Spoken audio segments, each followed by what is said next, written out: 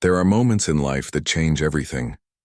Moments that make you question the very foundation of what you thought you knew. For years, I believed family was everything. I poured my heart into raising my children, building a home full of memories and love. Through every challenge, I held on to the idea that my family would always be there, that we would always stand together. But in a single, devastating moment, everything I had built came crashing down. It wasn't an outsider, or some distant tragedy that shattered my world.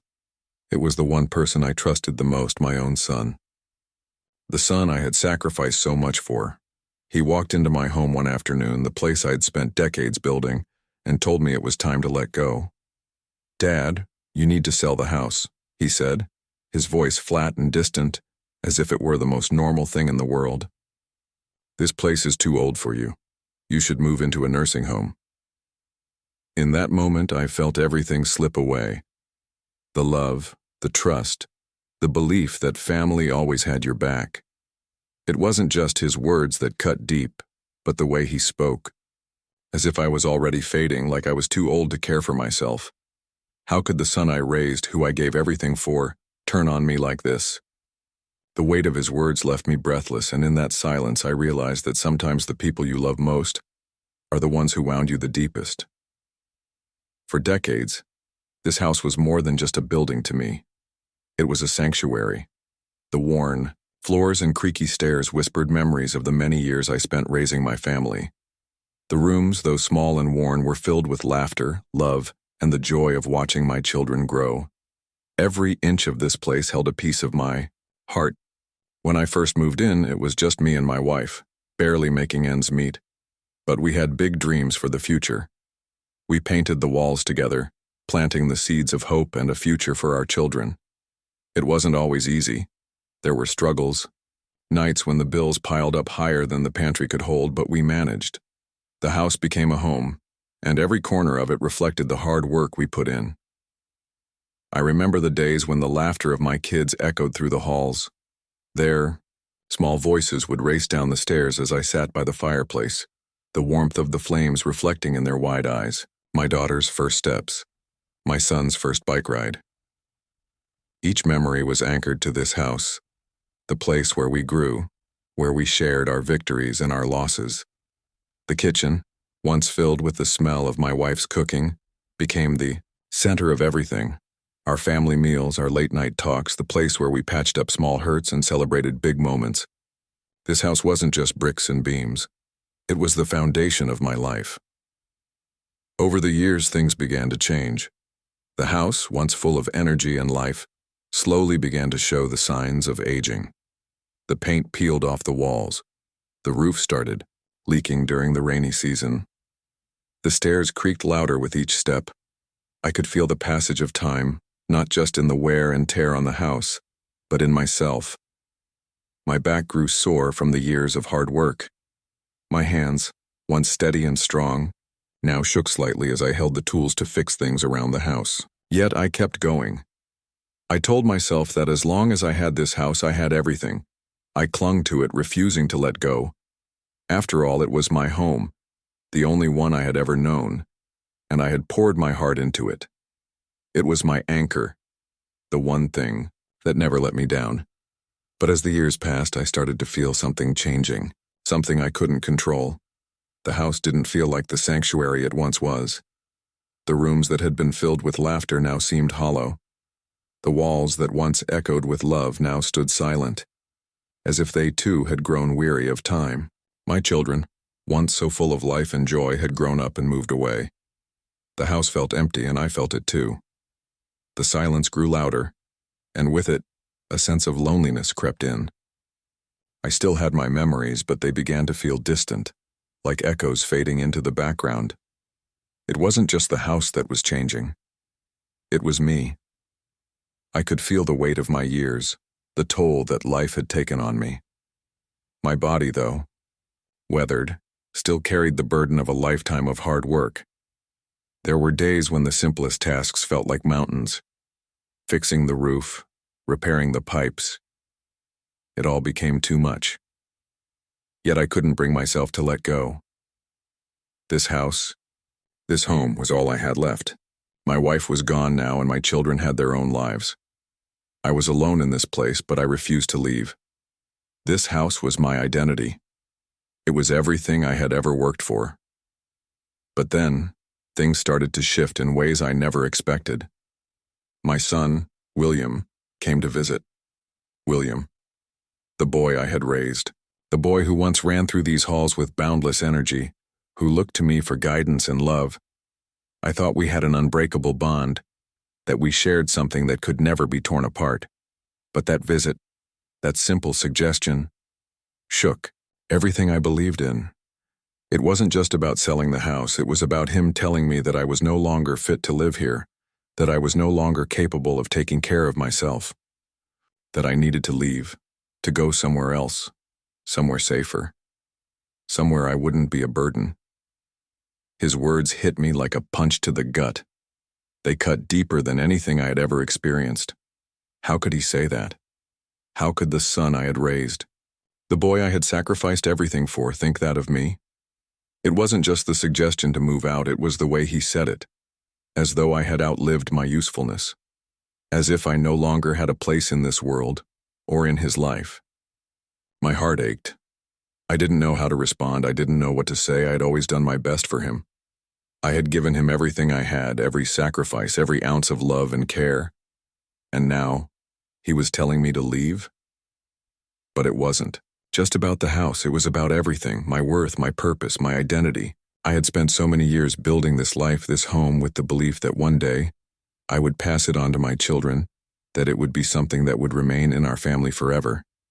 Yet now, it felt like everything I had worked for was being erased in an instant. The foundation I had built was crumbling, not just because of time, but because my own flesh and blood had turned away from me. I sat there in that old house, looking around at the faded walls, the empty rooms. For the first time, I realized I was no longer the man I used to be. I had become a stranger in my own home. I had let the years slip by without truly seeing what was happening around me. I had allowed the house, this place that once symbolized everything I had worked for, to become a reminder of everything I had lost. I wanted to fight it. I wanted to scream, to tell him how wrong he was, to make him understand. But I couldn't. The silence in that house was deafening. And for the first time in years, I didn't know what to do next. Would I stay? Would I let go? Would I fight for my home, for my dignity, for my sense of self? Or would I fade away into the background, as my son had suggested? In that moment, I realized something. I had been holding on to the wrong things for too long. It wasn't just the house that I needed to let go of. It was the idea that I was defined by it. I wasn't just a man who lived in this house. I was more than that. I had spent so many years giving everything to my family, to this home, that I had forgotten to give something to myself. Maybe it was time to change, to take a step forward, to find a new path. Maybe it was time to reclaim my life. The decision wasn't going to be easy, but I knew one thing for certain. I wasn't going to let anyone tell me who I was or what I was capable of, not even my son. And so the journey of change began. The house, with all its memories and ghosts, would be left behind. But what lay ahead? Only time would tell. Then, one day, everything changed. William, my son, came to visit. The boy I had raised, the one I had watched grow from a baby into the man he was now.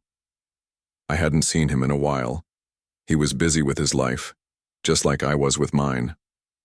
But when I saw him standing there in the doorway of this old house, a place filled with memories of his childhood, I knew something was different. His eyes were distant, a faraway look that I hadn't seen in him before. It wasn't the warm greeting I was used to. He stood there silently, scanning the room, taking in every crack in the walls, every worn corner. I felt the weight of his gaze, but I had no idea just how much that look would change everything. I had always been proud of this house, proud of what it represented. It wasn't just a place to live. It was where my family had built a life, where we had made memories, where we had laughed, cried, and struggled together. It was the home that held the essence of our journey, every step of the way. But when William entered, there was no joy, no nostalgia in his eyes. It was as if he was seeing something entirely different. He didn't sit down. He didn't ask how I was, or if I needed anything. Instead, he crossed the room, his footsteps echoing louder than they had in years, and without a moment's hesitation, he said the words that broke me. "Dad, it's time to move out. This place is too old for you. You need to sell the house and go to a nursing home." I felt the blood rush to my face. I froze. For a moment, everything went silent. My mind couldn't process what he had just said. Did I hear him right? A nursing home? My home? The very place that had been the heart of our family, where my children had grown up, where I had poured everything into. Was he really suggesting I leave it behind to go live in a place where I'd be looked after like a fragile old man? The words hung in the air, their meaning sinking in slowly, painfully. I looked at him, trying to find some sign that he was joking, that this was some kind of twisted misunderstanding. But there was no warmth in his expression. There was no love in his voice, only a cold practicality. The way he spoke to me was as though he had already written me off. It wasn't out of concern or love. It was more like he was giving me a simple task to complete. There was no hesitation in his tone, no emotion. Just a quiet detachment that hit me harder than I could have ever imagined. He was treating me like I was an obligation, something that needed to be dealt with and then forgotten. My chest tightened. I tried to find my voice, to say something, anything, but nothing came. I couldn't speak. The shock of it all paralyzed me. How could my son suggest something like this? I had given him everything, my time, my sweat, my love. I worked hard for this family, for this home. I had raised him with the belief that family meant more than anything, that we would always have each other's backs. And yet, here he was, standing in front of me, offering me the coldest, most impersonal solution. Sell the house and go live somewhere else, somewhere where I wouldn't be his responsibility anymore. His words stung more than I could have ever prepared myself for. They weren't just about the house. They weren't just about the physical space I had lived in for so long. They were about me, about my worth, about my place in his life. It was as if he was telling me, in no uncertain terms, that I had outlived my usefulness, that I was no longer someone he needed or wanted in his life, at least not in the way I had hoped. I was no longer the strong father figure I once was. Instead, I was an inconvenience, a burden. I couldn't understand it. How had we gone from a close-knit family to this? How had I gone from being the father who taught him how to ride a bike, who helped him with his school projects, who supported him through every challenge, to being the person he wanted to shut away? For a moment, I thought maybe I had misunderstood. Maybe he didn't mean it the way it sounded. But as I looked into his eyes, I realized something painful. He wasn't sorry. There was no regret, no guilt, nothing to soften the blow of his words. This was something he truly believed. I felt a wave of frustration rising within me. How could he be so cold? So detached? The house might have been old, the floors creaky, the wallpaper faded, but it was still my home. It was the home where he grew up, the place where we spent countless nights together, where we built the memories that would last a lifetime. How could he ask me to leave it behind so easily, just because it didn't fit into some idea he had of what my life should be? Like now? I wasn't some fragile old man who needed to be tucked away in a nursing home. I wasn't ready to let go of everything I had worked so hard to build. And yet, there he stood, offering me a solution that felt like the most impersonal thing he could have said. He wasn't concerned for my well-being. He wasn't offering me comfort or support. He was simply making a decision for me, treating me as though I was no more than an inconvenience that needed to be dealt with. My mind was racing. I wanted to argue. I wanted to shout at him, to tell him that I wasn't some old man who couldn't take care of himself. I wanted to remind him of all the sacrifices I made for him, for this family. But the words didn't come. I was paralyzed by the weight of what he had just said. I felt a deep, gnawing pain in my chest, a betrayal so profound it left me breathless. He stood there, waiting for a response, his arms crossed over his chest, as though he had already made up his mind.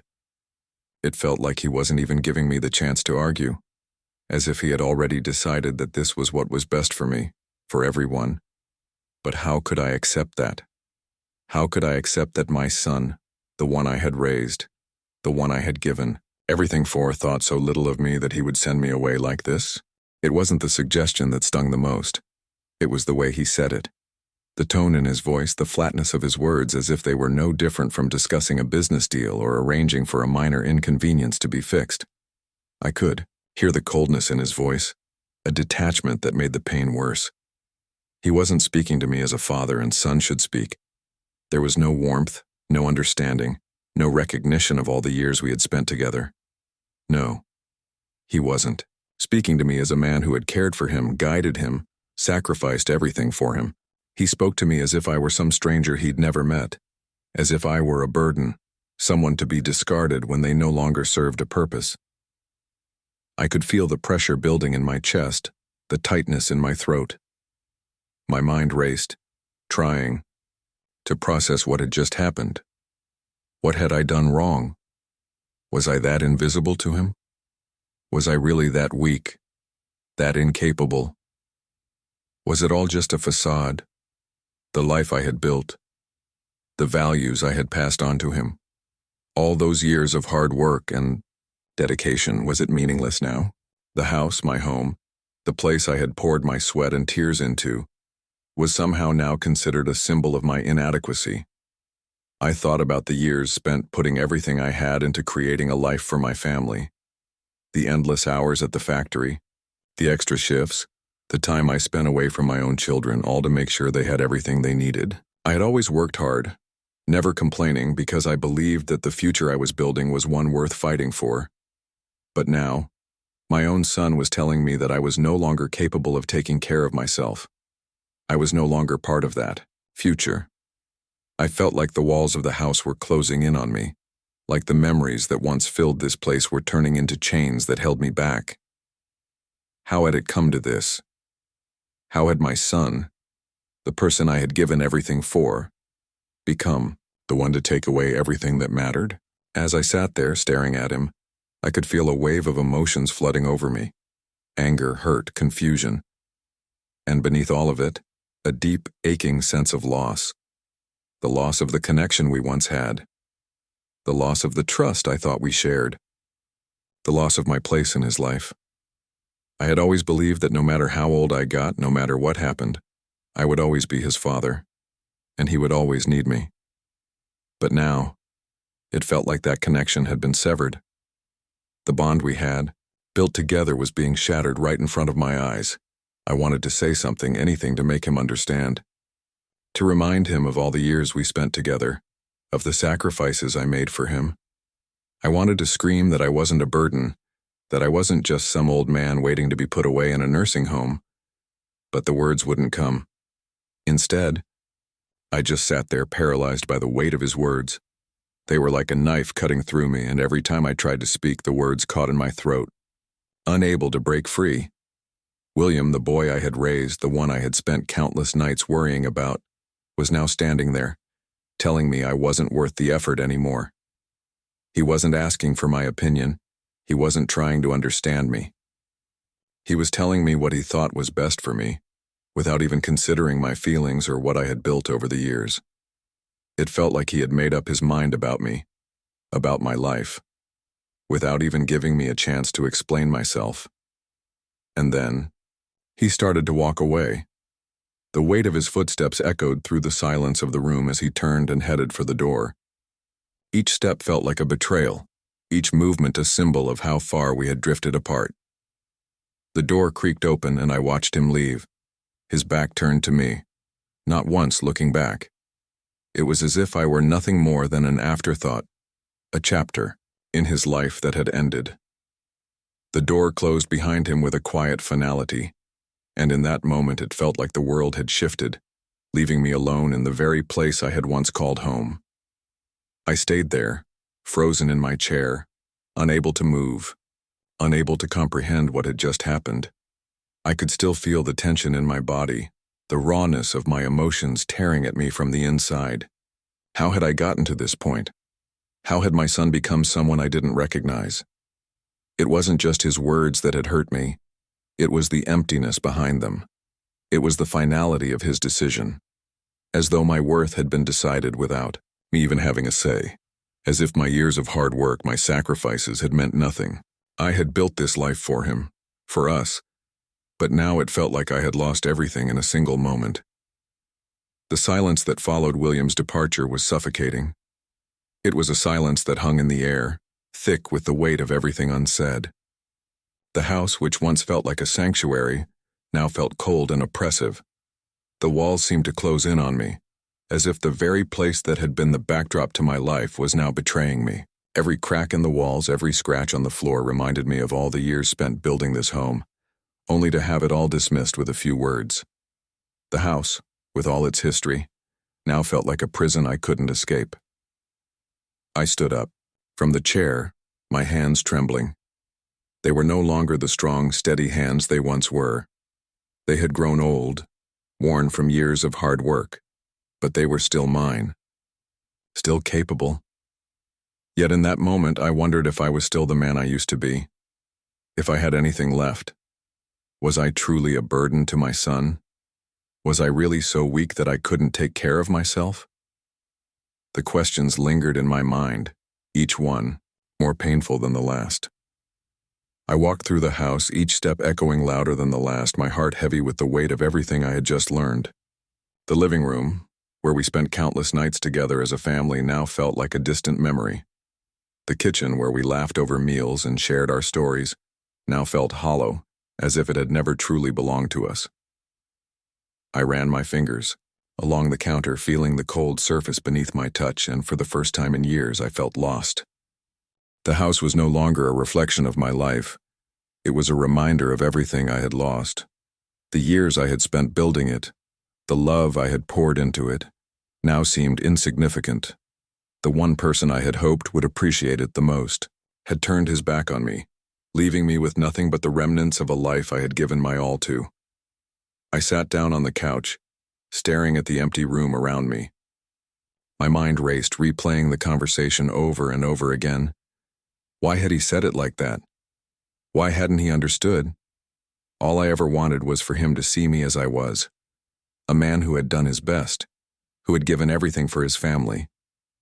But instead he saw me as a problem to be solved, a burden to be removed. The emotional toll of the situation was overwhelming. I felt as though I had been stripped of my dignity, my sense of self. I had spent my whole life building something, for my family, but in an instant that foundation had been shattered, and now I was left with nothing. No purpose, no direction. Just the silence that filled this house, a silence that seemed to echo with the loss of everything I had known. I was alone, not just in this house, but in the world, and I didn't know how to move forward. I thought about it for days. The words William had said to me echoed in my mind louder and louder with each passing hour. "Dad, it's time to move out. This place is too old for you. You need to sell the house and go to a nursing home."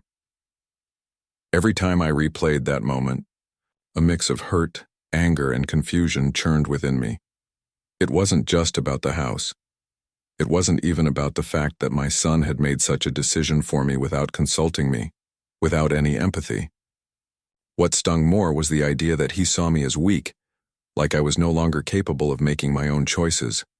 I'd worked my whole life to build a future, to create something that would last, to give my family a place they could always come back to. The thought of walking away from that, of selling everything I had ever worked for, was terrifying. But what was scarier than that was the idea of losing myself in the process. Was I really going to let my son dictate the course of my life? 2. Let him take away my dignity, my independence? No, I wasn't ready to give in. I wasn't ready to let go of everything I had worked for just because he thought I should. I could still make decisions. I could still take control of my own life even if the rest of the world thought I was too old, too weak, too invisible to matter anymore. In the days that followed, I spent hours walking around the house, thinking. I would sit in the old rocking chair on the porch, my gaze drifting over the worn steps and faded paint. I thought about all the memories tied to each corner of this place. The laughter, the tears, the feeling of security it had given me for all those years. But I also thought about the future. Could I really let this be my final chapter? Could I let myself be defined by what this house represented? I wasn't ready to be the man William saw in me. I wasn't ready to fade away into the background, to let my son make decisions for me that I wasn't even asked about. I deserved more than that. The decision wasn't easy. It wasn't something I could make overnight. But I knew deep down that it was time for a change. This house had been my anchor, my identity for so long. But now, it was starting to feel like a chain holding me back. My son had unknowingly pushed me to a point where I realized that maybe, just maybe, it was time to let go of the past and embrace something new. For the first time in years, I felt a spark of something inside me. Something that had been buried under years of routine and sacrifice. A sense of freedom. A feeling that I could start over, that I still had control over my future. So, I did. I made the decision to sell the house, but I didn't sell it because I was ready to let go of everything. I sold it because I wasn't ready to be told what to do. I wasn't ready to be sidelined, to be put in a box and told that my life was over. No, I was still capable. I still had dreams left, even if I didn't always know what they were. I called the realtor and set the process in motion. It wasn't easy to watch the familiar faces of the neighborhood slowly fade away, or to hear the finality of the deal when it was done. But something about it felt liberating. I wasn't selling out of necessity. I wasn't selling because I was being forced into a nursing home. I was selling because I was choosing to move forward on my own terms. And when the sold sign went up outside, I felt a sense of quiet resolve settle inside me. This wasn't just about the house. This was about me, about reclaiming my life, my independence, and my dignity. The day I handed over the keys to the new owners, I felt a strange mixture of sadness and excitement. The house that had once been everything to me was no longer mine, but it didn't feel like a loss. It felt like a beginning. A new chapter. I had been living in the past for so long, holding on to memories and familiar things that no longer served me. But now I had the chance to redefine myself, to create a new life, one that wasn't tied to the expectations of others.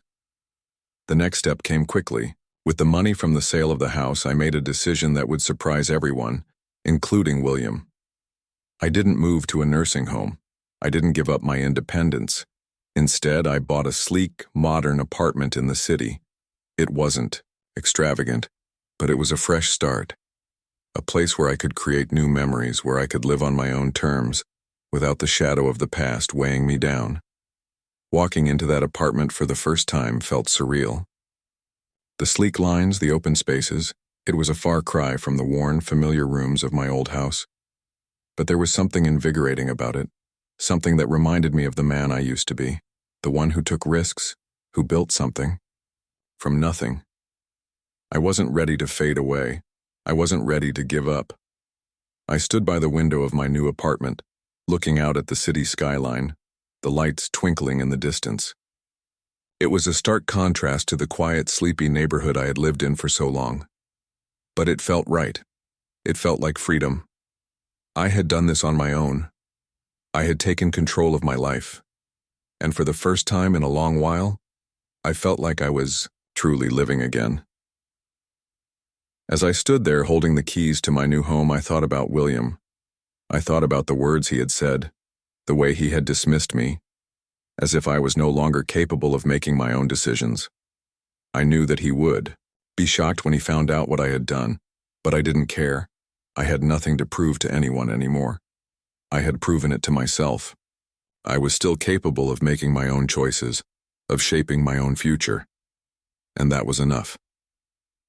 The days that followed were filled with new challenges, new discoveries. Moving into the city, settling into my new apartment.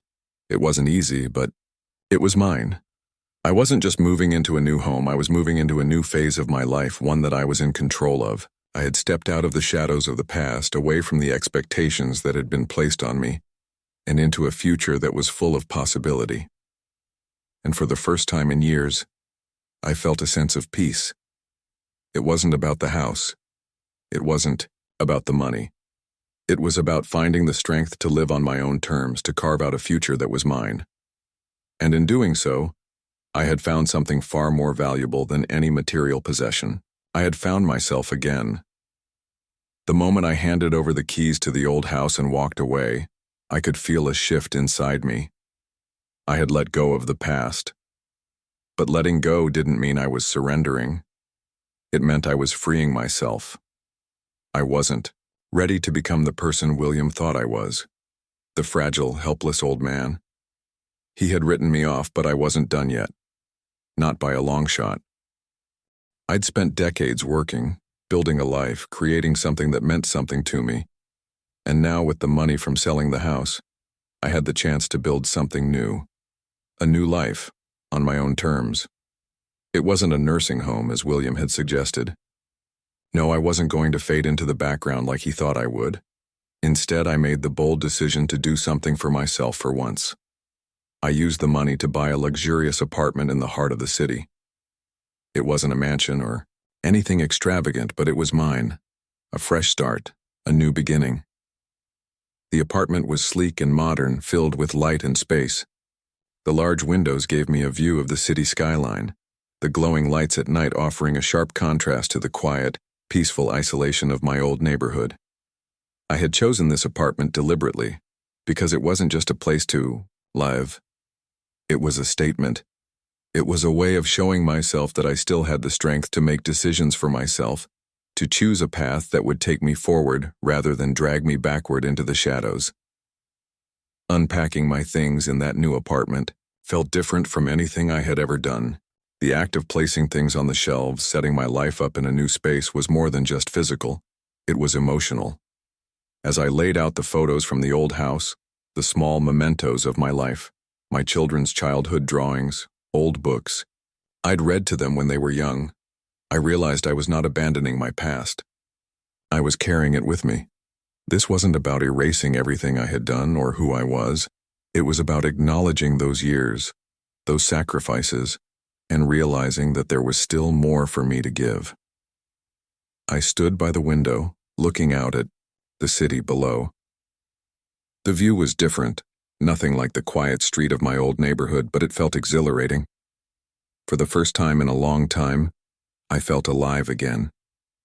The sounds of the city below were a reminder that life was still happening, that the world was still moving, and that I was still part of it. For so many years I had felt trapped in a routine, stuck in the same place, trying to hold on to the life I had built, not realizing that it was okay to let go. And now, standing there in that apartment, I knew that letting go was the first step toward something better. I didn't know exactly what that future would look like, but I knew one thing for sure. It would be mine to shape.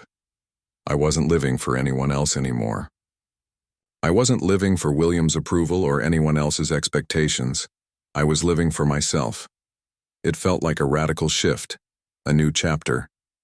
And I couldn't help but feel a sense of pride in the decision I had made. It wasn't the easy choice, and it wasn't the expected one, but it was the right one for me. As I sat down on the couch in my new apartment, I reflected on the years that had led me here. The sacrifices, the struggles, the long hours at work, the moments of doubt, and the victories. Every step had brought me to this moment, and even though the road hadn't been easy, I had fought for it all. I realized that this wasn't just about a house or an apartment. It was about reclaiming my dignity, my independence, and my strength. I wasn't the man I had been when I first started this journey, but that didn't mean I was any less capable, any less worthy of living life on my terms. As I sat there, the city lights shimmering through the window, I thought about William. I knew he would be shocked. He would never expect this from me, not after everything he had said. I could already imagine the look on his face when he found out I had moved into a city apartment instead of a nursing home. I wasn't sure what his reaction would be, but I wasn't concerned anymore. This wasn't about him, it was about me. For the first time in years, I wasn't living for someone else's approval or expectations. I wasn't living in the shadow of my past. I was stepping into the future with my own hands firmly on the wheel. The days passed in a blur as I settled into my new life, adjusting to the rhythms of the city and the new apartment. The sounds of the streets outside, the hum of traffic, the chatter of people walking by. It was a world that felt both unfamiliar and exciting. Every morning, I would sit with my coffee, watching the world go by from my window. For the first time in a long time, I felt a sense of freedom. I wasn't bound by the past, by the house that had once defined me, or by the expectations that had been placed on me. I was free to shape my future, however I saw fit. Moving in was not without its challenges, of course. The apartment, though, modern and beautiful, was also a symbol of a new chapter in my life. A chapter that had no guarantees, no promises. I had no idea what the future would hold. But there was something powerful in the uncertainty. For the first time in ages, I wasn't stuck in a predictable routine. I wasn't following a path that someone else had paved for me. I was charting my own course. In the quiet moments, I found myself reflecting on everything that had led me here. The pain of losing my old home, the emotional toll of my son's words, the decision to let go of the past. It had all been a journey. And now, as I unpacked the last of the boxes, I couldn't help but feel a sense of accomplishment. This wasn't just about changing my address, it was about changing my perspective on life. I had spent so many years living for others, for my family, for the memories tied to the old house. But now I am living for myself. And it felt like the first real step toward happiness I had taken in years. But then came the moment I had been anticipating. William called.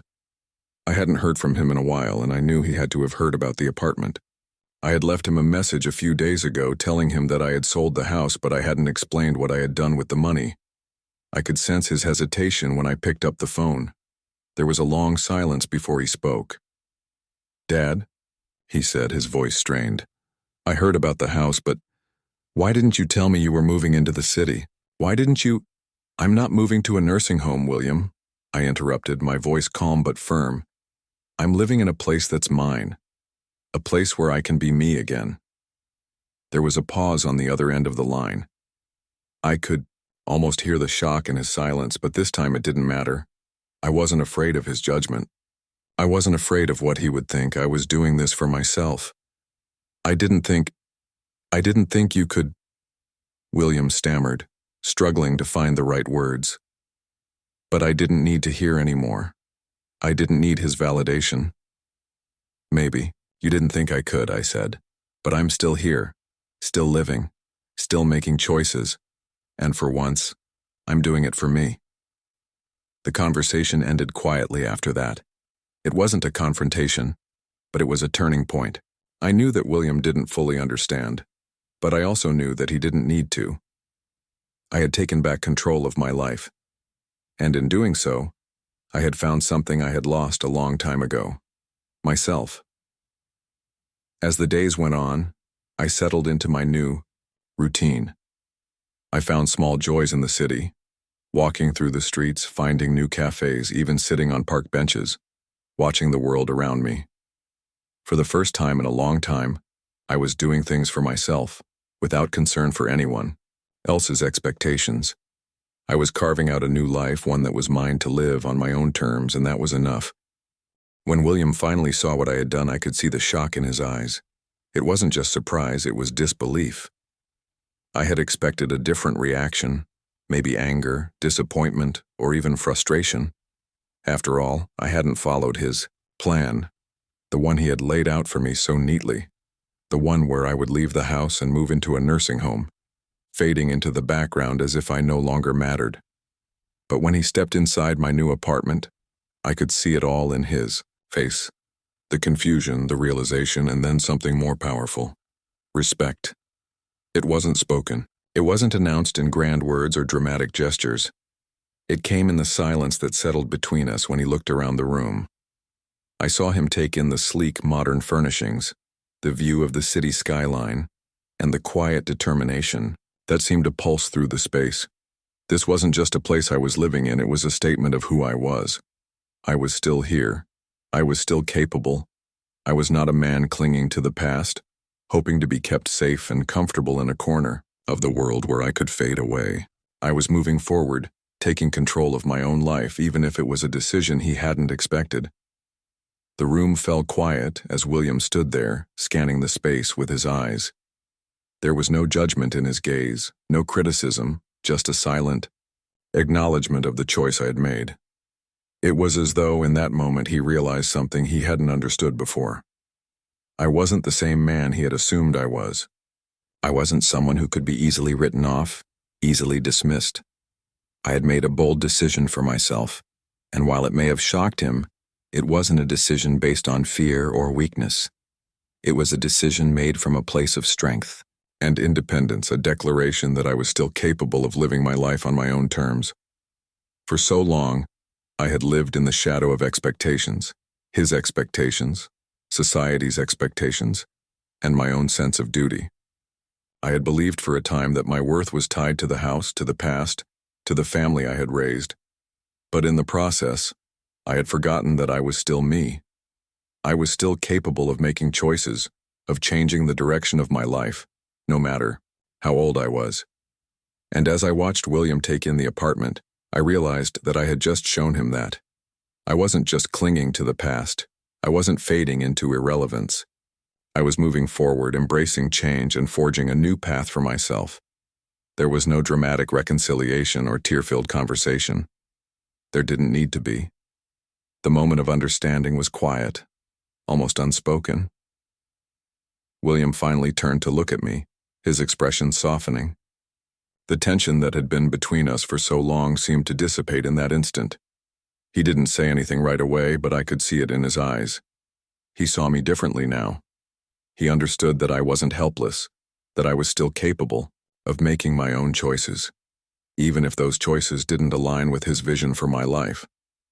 It wasn't about proving a point to him or anyone else.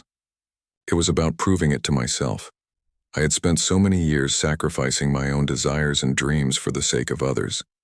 But I had reached a point where I realized that I could still live for myself, still take control of my future. I had proven that I was not just a man who lived in the past, holding on to old memories and familiar things. I was a man who could embrace the future, no matter how uncertain it seemed. And in doing that, I had earned back my own respect. William's gaze lingered for a moment longer, and then he took a slow step toward me. There was no need for words. The unspoken understanding between us was enough. We had both been through something, him trying to control the narrative of my life and me fighting to reclaim my independence. But now, in this quiet moment, I knew we had reached an understanding. He had learned that I was still his father, still capable, still living with purpose. And I had learned that no matter how much things had changed, I would always be his father. And that love would always remain a thread between us, even if we didn't always see eye to eye. As I stood there looking at him, I felt a sense of peace settle over me. It wasn't about the apartment, the money, or the house. It was about the journey we had both been on. I had shown him that I was not just some old man waiting to fade away. I was still a man with a voice, with a choice, with the ability to shape my own future. And in doing that, I had given him something I had never expected. Respect. Not from the outside world, not from anyone else, but from him. That moment of silent reflection was the turning point in our relationship. It wasn't about fixing everything all at once, but about acknowledging that we both had a place in each other's lives. I wasn't just a man to be taken care of. I was a man who had lived, who had made mistakes, but who was still standing, still moving forward. And for the first time in a long time, I felt like I had gained something from this experience, something I hadn't even known I needed. My son's respect. The relationship between us wasn't going to be perfect. It wasn't going to be free of tension or misunderstandings. But in that moment, I realized that what mattered most was that we had both grown. William had seen me for who I was, no longer just a father to be relied on, but a person with a life of his own, with the ability to make decisions and change direction when necessary. And I had seen him too, not as a child who needed to be protected or coddled, but as an adult who had his own struggles, his own views, and his own journey. The respect between us wasn't something that could be earned overnight, but it was something we both understood in that quiet exchange. The walls that had once separated us, built by years of unspoken expectations and misunderstandings, seemed to come down, piece by piece. It wasn't a perfect resolution, but it was a beginning. And for me, that was enough. When I looked back at the city skyline through my new window, I realized that this new chapter wasn't just about the apartment. It was about a fresh start in my relationship with my son, a fresh start in how I saw myself, and a fresh start in the life I still had ahead of me. And as the lights of the city twinkled in the distance, I knew that this was just the beginning of a new journey, one that I would walk on my own terms. Have you ever felt like someone you love underestimated you? Like they thought you were incapable of making your own decisions? Maybe it was a family member, a friend, or even someone you looked up to. How did you handle that moment when you realized they didn't see you for who you truly were? Did you let their perception define you? Or did you find the strength to prove them wrong? I'd love to hear your thoughts. Share your experience in the comments below, because we all have moments where we must stand up for ourselves and show the world, and sometimes even the people closest to us, that we are more than they think we are. If you enjoyed Daniel's story and can relate to the struggles of fighting for your own independence, don't forget to like this video and subscribe to the channel. We share real, powerful stories about overcoming challenges, standing up for yourself, and finding the courage to live life on your own terms. You won't want to miss out on the inspiring stories we'll be sharing next. Join us on this journey of growth, strength, and resilience. And remember, no matter what anyone else thinks of you, your worth is yours to define. If you've ever been underestimated, let this story be a reminder that it's never too late to take control of your life and live it the way you choose. Now take a moment to reflect. What will you do today to step into the life you've always deserved? Your journey starts now.